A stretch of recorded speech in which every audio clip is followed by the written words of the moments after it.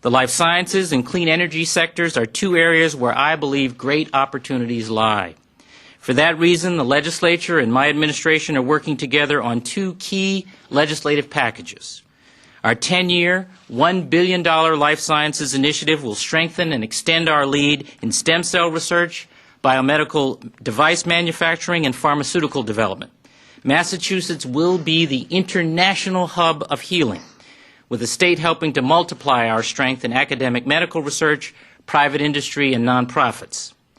The Energy Bill, together with the Oceans Bill and our Biofuels Initiative, forms a national blueprint for a clean energy future, making energy efficiency the linchpin for meeting energy needs at lowest cost, promoting renewable energy through long-term contracts, integrating the state building code with international standards of energy efficiency, and opening a highway for the development of alternatives. Thanks to the partnership of Senate President Murray and Speaker DeMaisi and their respective leadership teams, both bills will reach my desk very soon, and that is good news. And both initiatives are already creating jobs.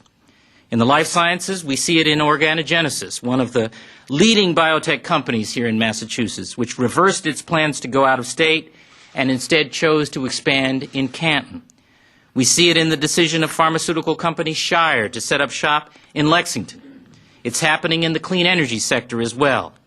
Evergreen Solar, which announced its first full-scale U.S. manufacturing plant here last year, announced its second expansion in Devens earlier this week, which will bring its Massachusetts employment to 1,000 people by the end of next year, tripling its workforce in just 3 years. We see it in Massachusetts becoming host to one of just 2 wind technology testing centers in the country. This Department of Energy approved facility, which will be located in Charlestown, will make Massachusetts a hub of research and development in wind power, which, by the way, is the fastest growing power source in the world. The jobs created in these two industries for researchers, scientists, and clinicians create others for vendors, manufacturing workers, and technical assistants. In other words, the life sciences and clean energy sectors create not just $100,000 a year jobs, but $40,000 a year jobs too. And I want to encourage people to explore opportunities in these emerging industries. If you don't have the skills, we want to help you get them. Secretary Bump, as I mentioned, is targeting funds to train toward this mission. And we are working to better align the curricula of the community colleges to help the needs of area development. Regional economic development is another opportunity for us in Massachusetts. Our Commonwealth is a varied place, and the path to prosperity will be different in Pittsfield than it is in Provincetown. Over the next 90 days, my economic development team will identify locations around the state, urban, suburban, former military bases and others, that are primed for significant commercial, residential, or mixed-use development. Devens, the former Army base straddling Shirley, Harvard, and Ayer, is the model. But plenty of other places, like Gateway Park in Worcester, to name just one, are priority areas for local development, large enough to offer long-term growth potential, attractive enough to the market, and compatible with our sustainable development principles. We call these growth districts, and they are central to our efforts to stimulate economic growth throughout the state.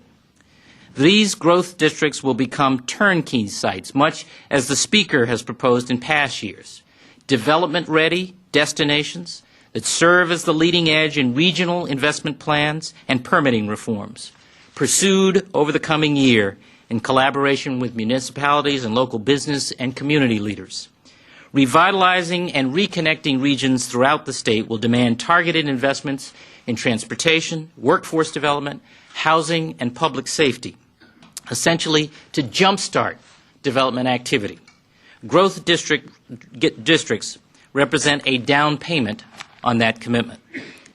Over the next month, the Lieutenant Governor and I will visit prospective growth districts and meet with local leaders to launch the planning process. This afternoon, I'll be in downtown Haverhill to announce a growth district vital to that community and that region. We look forward to working with our partners in every region to create turnkey opportunities for new job creation. And finally, we will continue to encourage international trade and investment. The world needs and wants what we make. And right now, given the strength of foreign currencies relative to the dollar, we sell at a bargain. We are already seeing it in travel and tourism, but the same advantages apply to more durable investment. Our trade mission to China last year, for example, continues to pay dividends. Last week, Grand China Air took the next step forward to achieve approval for the first ever direct air service between Beijing, Shanghai, and Boston. This is a direct connection, literally and figuratively, between Massachusetts and the largest, fastest growing market in the world. And it is just the start of our efforts to promote Massachusetts for trade and investment around the world. Now, good jobs at good wages throughout the Commonwealth has always been and will remain the central objective of this administration. That is what makes everything else we want to do possible. Through the kinds of investments I've outlined, state government can act as a partner to expand that culture of opportunity. Especially at times of uncertainty, government must do all it can to help vulnerable people get back on their feet and take advantage of what opportunities there are.